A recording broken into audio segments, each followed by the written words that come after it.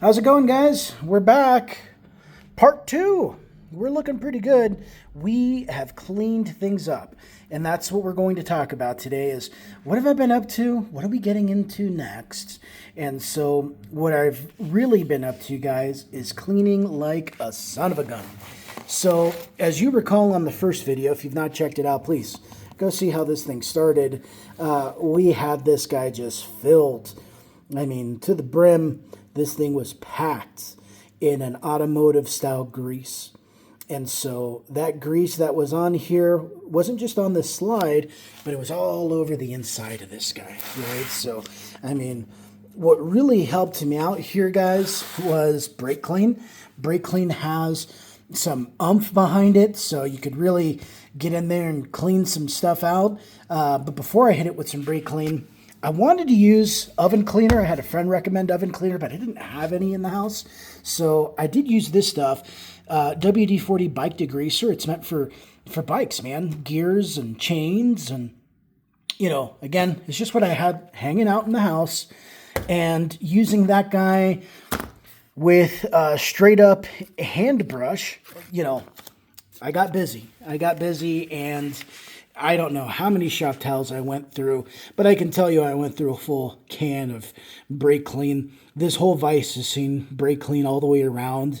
From there, once we went ahead and degreased it, I started hitting it with a wire wheel. I've got an angle grinder, and I put a wire wheel on it that was too aggressive. So what you can see here, guys, is this is, of course, the outside jaw, and the wire wheel that I was using was too aggressive. So it was actually cutting into the metal itself. It was creating its own issues. So I went ahead and filled in the issues that I created, along with the issues that this thing already had, with some JB Weld. So at Harbor Freight, they sell some stuff. It's their version of a JB Weld. It's epoxy super weld. That's the hardener. And this is the steel, this epoxy super weld steel. Mix these two guys together and it comes out just like your traditional JB Weld. I like it. What I really liked about the JB Weld for this job is how well it sands. So if you think about using a 320 grit sandpaper, for example, not only does it knock this stuff down to where it's smooth, but it actually cuts in nicely. So with my cordless sander, I made some quick work of this, really just one stage sanding, if you will, and it's done really well. So I am going to prime this just to see what spots are going to continue to need some touch up. It's kind of tough to tell for me at this point what I'm going to be happy with or not. And that leads me to talking about something that I couldn't help but notice as I watch folks restore their vices. What I've noticed is this is really a form of hot rodding, guys. I'm a big car guy. I've got a bunch of Chevys. I like the LS stuff. I've had boosted LS drag cars.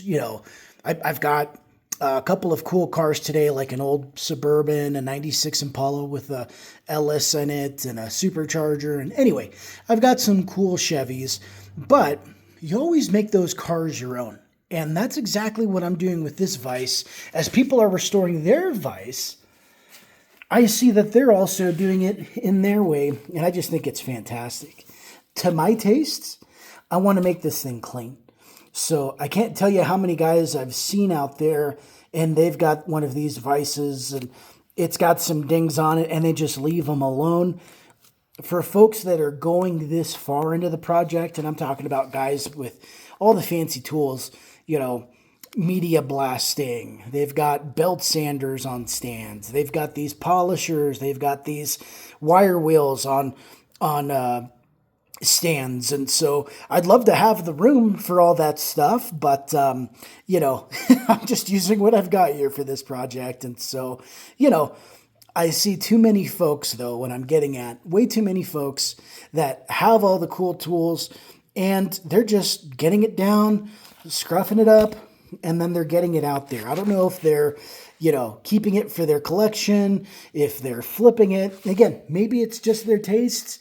that's a part of hot rodding. But for me, this is something that I've started to hit back here with, just sanding it and also getting at it with some files.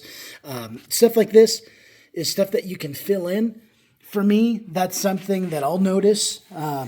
Again, I'm hot rodding, so I'm not trying to make it so nice to where I don't want to use the vise, but I do want to make it very attractive. At the end of the day, this is shop candy for me, right? The Harbor Freight vise that I've used for about 10 years is still in really good shape. It's not been abused. I don't use a vise that often. When you use them, you want a good one to be there. This one will be awesome, and it's going to look freaking fantastic in the garage. So, super happy to have this thing the way that it's going. Really haven't had any headaches from it, other than trying to get all the grease and, did a little bit of sanding inside and then finally took it outside. Again, the angle grinder was a bit much, so then went ahead and started using this guy just on your Milwaukee drill. This is working just fine. Nothing too fancy. Stuff that I've got hanging around that most people will have in their garage as well. So this particular vise, the design isn't anything special. It's well built, but it's definitely given me motivation to say, what am I going to build next? So I've been searching out there, and I'll talk about that in the next video after I go ahead and paint it. So I talked about in the first video going with the soft white paints. So went out to the Home Depot today and grabbed this white matte cream color from Behr, and I do think this is the color that I'm going for. This is a matte finish. We are going to lay some clear over it. Let's see how that goes for us. And so along with that, they do have pens, and they sell them in a pack. You can't buy them individually. But these are Sharpies. Sharpies that can be used on this type of surface here. And it's nice because I think I paid $5, man. And they give you this pack of Sharpies here. Why not? So what I thought of originally was the white and the red. I'm going to try that.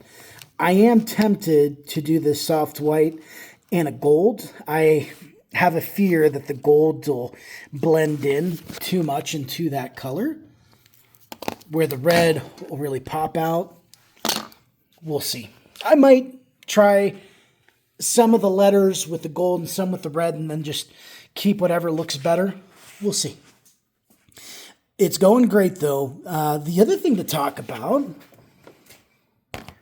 with this guy, I've been doing a little bit of research on how people are lubricating the vise. And so I'm reading a lot about people using a paste type of wax for the threads here. I'm also seeing people do gear oil and all sorts of different stuff. I mean, from gear oil to just using like a WD-40, different solutions out there. For me, again, this isn't used very often. It's just in the garage. I'm not really a metal worker. I don't work on this stuff for a living by any means. I'm just a hobbyist, and well, I want it to be as smooth as possible, right? And so for me, if I were doing it for a living, I probably wouldn't go this way, but I am going to experiment here with some Frog Lube paste. This is actually meant for guns. So this is meant for lubricating, but it is a paste, and I am going to use this on the threads themselves. So let's see how that goes. That should give me enough to fill the threads while making it just as smooth as possible. And then for the slide and for the slide's housing, I am going to run this stuff from Cleanse Oil.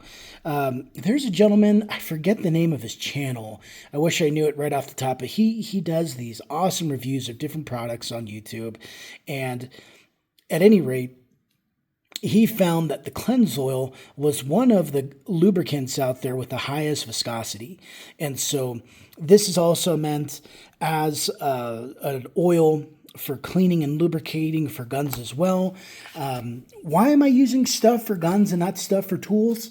Because, you know, I've played with guns in the past, and I always was super passionate about getting my guns to operate as smoothly as possible. I've used the ballast tool in the past. That's the oil that I've liked to use, but this has a higher viscosity, so we're going to give that a try.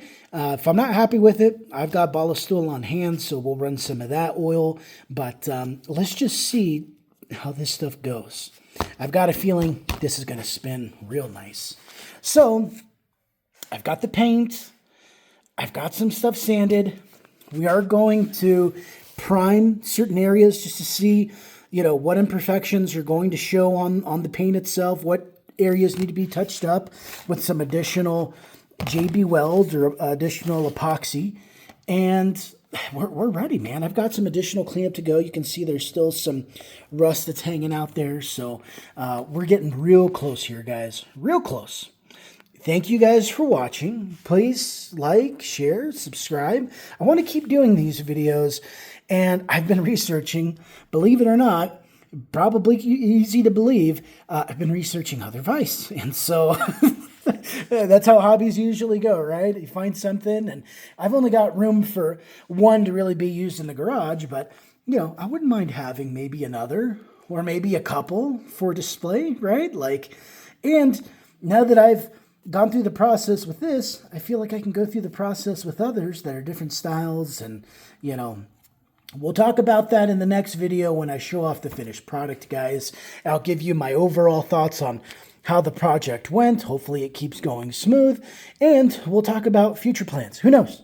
Maybe between now and then, I'll decide this is not for me and just buy them restored, which, spoiler alert, I was simply going to buy one of these restored, and then I said, I could probably do that. Anyway, all right, guys. Thanks for watching. Take it easy. We'll see you on the next one.